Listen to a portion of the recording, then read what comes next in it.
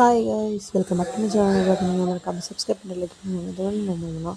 ஒரு ஒரு சூப்பரான டிஷ் தான் செய்யப்படுறோம். என்னதுன்னா பால் பணியாரம் தான் செய்யப்படுறோம். வாங்கி செய்யலாமா? அதுக்கு தேவையான பொருள் உளுந்து, உங்களுக்கு எவ்வளோ வேணுமோ அவ்வளோ எடுத்துக்கோங்க, ஓகேங்களா? அப்புறம் பச்சை அரிசி எவ்வளோ வேணுமோ அவ்வளோ எடுத்துக்கோங்க.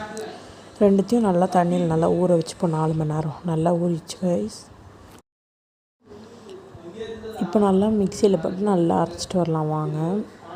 தண்ணி இல்லாமல் நல்லா வடித்து எடுத்துக்கோங்க. இப்போ நான் நல்லா அரைச்சாச்சு. இந்த மாதிரி நல்லா இருக்கணும் மாவு. கையில் லைட்டாக ஆயில் தேய்ச்சிக்கோங்க. ஆயில் தேய்ச்சி இந்த மாதிரி நல்லா உருட்டி போடுங்க.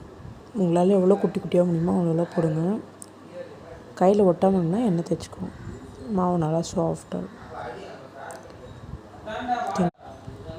குட்டி குட்டியாக ஊட்டி போடுங்க. உருட்டை வரலைன்னா அப்படி பெருசு பெருசாக கூட போடலாம். நல்லா பொரிய விடுங்க, ஓகேங்களா? நல்லா பொரியுது பாருங்கள், ஓகேங்களா? நல்லா பொரிட்டோம். நான் எல்லாத்தையும் பொரிச்சு எடுத்துருவேன். பார்த்தீங்களா? இந்த மாதிரி எல்லாத்தையும் பொரிச்சு வச்சு நெக்ஸ்ட்டு ஸ்டெப்பாக என்ன பண்ணலான்னா, இந்த மாதிரி நான்ஸ்டிக் பேன் எடுத்துக்கோங்க, ஓகேங்களா? இப்போ பால் ஆட் பண்ணிப்போம். உங்களுக்கு எவ்வளோ பால் வேணுமோ அவ்வளோ பால் ஆட் பண்ணிக்கோங்க. நான் நிறைய ஆட் பண்ணியிருக்கேன். சுகரும் நிறைய ஆட் பண்ணிக்கிறேன். தேவையான அளவு எவ்வளோ வேணுமோ நீங்கள் ஆட் பண்ணிக்கோங்க.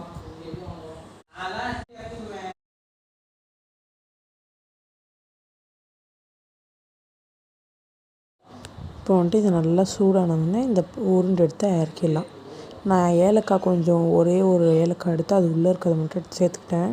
உங்களுக்கு எவ்வளோ வேணுமோ அவ்வளோ சேர்த்துக்கோங்க. இது வந்துட்டு கொஞ்சம் நல்லா கொதிக்க ஆரம்பித்தோடனே எடுத்துடலாம், ஓகேங்களா? ஐயோ பொங்கிருச்சு காய்ஸ். பொங்குன்னு நினச்சி கூட பார்க்கல நான்.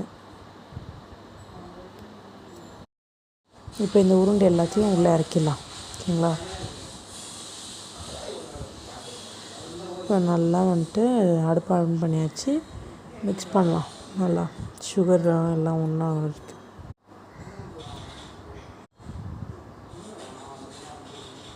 நல்லா மிக்ஸ் பண்ணலாம். எல்லாம் ட்ரை பண்ணி பாருங்கள் வீட்டில். சிம்பிள் ரெசிபி தான்.